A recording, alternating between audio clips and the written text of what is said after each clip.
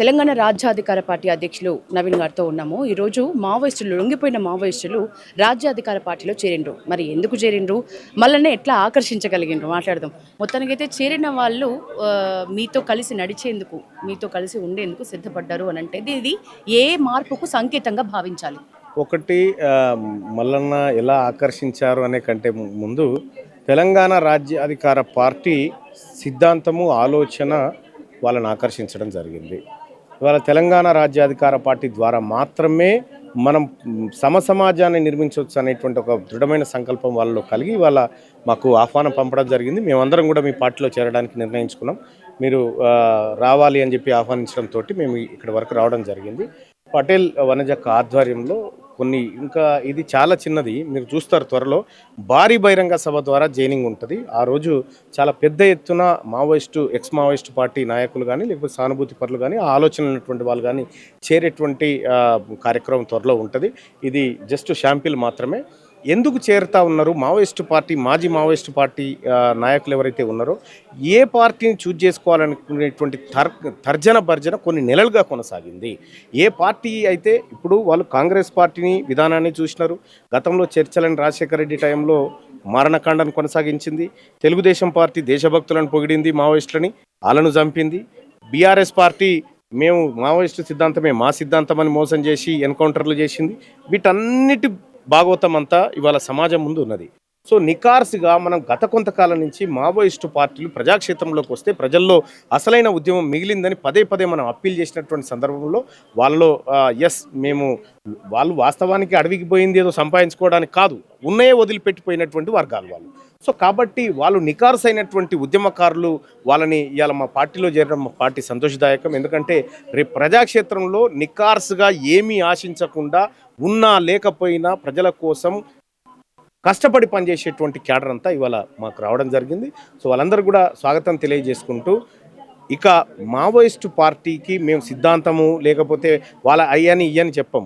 వాళ్ళ చేతిలో జెండా పెడతా ఉన్నాం, వాళ్ళ చేతిలో జెండా పెట్టి ముందుకు నడిపించబోతా ఉన్నాం. ముందుకు నడిపించి ఈ ప్రజల ఆశయాలన్నింటినీ వాళ్ళ ద్వారా నెరవేర్చేటువంటి కార్యక్రమం వాళ్ళ చేతిలో జెండా పెడుతున్నాం అంటున్నారు. ఇప్పుడు పేదల సంక్షేమము, ముఖ్యంగా అగ్రవర్ణాల అణచివేతపై పోరాటం, వాళ్ళ సిద్ధాంతం అదే. మీ సిద్ధాంతం అదేనా? అంటే పార్టీ జెండాలో కానీ ఎజెండాలో కానీ మీరు వారిగా మారిపోతున్నారా, వారిని మీలో కలుపుకుంటున్నారా? ఓకే, మీరు మంచి క్వశ్చన్ అడిగినారు. ఆల్రెడీ మేమందరం కూడా కలిసిపోతున్నాం. మేమందరం కూడా ఆలోచనతో కలిసిపోతా ఉన్నాం. జెండా మారొచ్చు కానీ ఎజెండా మారలే. జెండా అప్పుడు వాళ్ళు అడవిలో పట్టింది ఎర్ర జెండా కావచ్చు, ఈ ఎర్ర జెండాకు ఇంకొక పచ్చ జెండాను కూడా జోడించడం అంతే.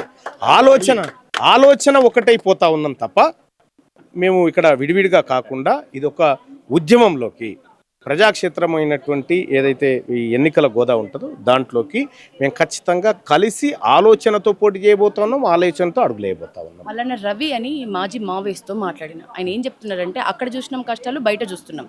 చివరి ప్రయత్నంగా, ఇంకా ఏజ్ కూడా అయిపోతుంది, లాస్ట్ ప్రయత్నంగా ఈ పార్టీని ఒకటి నమ్ముతున్నాం మేము అంటున్నారు. సో ఎట్లాంటి వాళ్ళ సంక్షేమం మీద మీరు ఇచ్చే హామీలు అని అంటే ఏం చెప్పొచ్చు? ఒకటి, తెలంగాణ రాష్ట్రంలో పశుసంవర్ధక శాఖ ఉంది, పశువులకు సంవర్ధక శాఖ ఉంది. మావోయిస్టులకు కూడా మంత్రిత్వ శాఖ పెడతాం రేపు పొద్దుగాల. మాజీ మావోయిస్టుల సంక్షేమానికి మంత్రిత్వ శాఖ ఎందుకు ఉండకూడదుడా? ఉండాలి ఒకటి. కాబట్టి వాళ్ళ సంక్షేమాన్ని, వాళ్ళు అడవిలో పడ్డటువంటి కష్టాలు ఏవైతే ఉన్నాయో వాళ్ళు ఇప్పటికి కూడా అనేక మంది తిండికి గతి లేక నానా ఇబ్బందులు పడతా ఉన్నారు. వాళ్ళ సంక్షేమాన్ని కాంక్షిస్తాం, వాళ్ళ పని వాళ్ళ చేతనే చేయిస్తాం. మీ పోరాటం విద్యా హక్కు అందరికీ అనేది, ముఖ్యంగా అగ్రవర్ణాల కార్పొరేట్ విద్యా సంస్థల మీద మీరు ఆల్రెడీ పోరాడుతున్నారు. వీళ్ళని ఎట్లా భాగస్వామ్యం చేస్తారు మావోయిస్టులు? అంటే వాళ్ళ వాస్తవానికి ఏంటంటే మేము ప్రజాక్షేత్రంలో ఉన్నాం, వాళ్ళ గతంలో అడవిలో ఉండే ఐడియాలజీ వాళ్ళదే, కానీ మేమే పోరాటం చేస్తున్నాం అక్కడ అని వాళ్ళు ఫీల్ అయ్యేవాళ్ళు.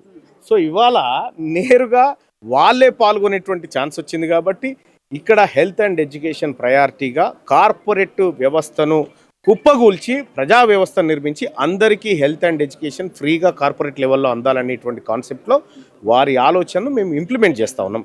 వాళ్ళు రాకముందుకే వర్క్ మొదలు పెట్టినాం అంతే. ఒక సామాజిక అజెండా మీది, మరి మీకు 2 ఏళ్ళు ఉంది ఎన్నికలకి. సో మీ కార్యాచరణకు కానీ మీ ప్రచారాలకు కానీ ఈ 2 ఏళ్ల టైం తీన్మార్ మల్లన్నకి సరిపోతుందా? 100%. ఎందుకంటే మేము మిగతా పార్టీ లాగా ఎన్నికలు అయిపోగానే ఇంట్లో పడుకునేటువంటి వాళ్ళం కాదు. మేము పూర్తి స్థాయిలో ప్రజాక్షేత్రంలోనే ఉన్నాం. ప్రతిరోజు లెక్కేసుకుంటున్నాం. ప్రతి గంటను మా చరిత్రలోంచి కట్ చేసుకుంటూ వస్తూనే ఉన్నాం. మేము త్వరలో మా తెలంగాణ రాజ్యాధికార పార్టీ వెబ్సైట్లో బీసీలు అధికారంలోకి రావడానికి ఇంకెన్ని గంటల టైం బాకీ ఉందో కూడా పెడతాం, టైమర్ పెడతాం త్వరలో. అంటే మాకు ఆ క్లియర్ ఎజెండా ఉంది. ఆ క్లియర్ ఏ రోజు ఏం చేయాలనేటువంటి లెక్కలు మా దగ్గర ఉన్నాయి. టైము మాకు సరిపడా టైము మేము గ్రౌండ్ అంతా చేసినాం. తెలంగాణ రాజ్యాధికార పార్టీ 2029 అయినా లేకపోతే 28 అయినా మేము సిద్ధంగా ఉన్నాం. మాకు సఫిషియెంట్ టైం ఉంది.